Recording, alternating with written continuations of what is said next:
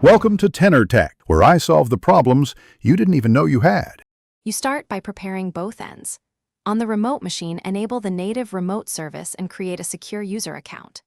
Once done, get the machine's IP or dynamic DNS name and decide whether you'll use a VPN or direct connection.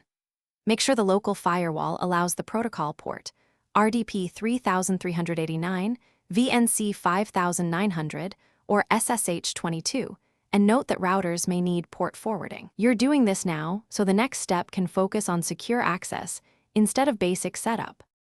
Next, configure network access so connections are reliable and secure.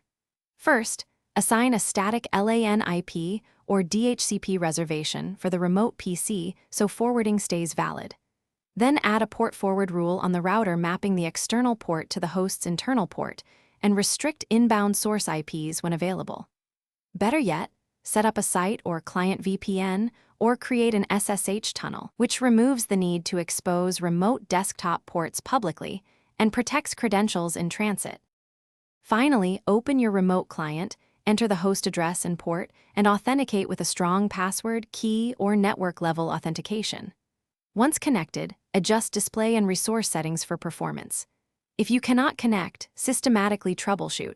Verify public IP or DNS, confirm port forwarding, check host firewall and service status, and inspect router logs.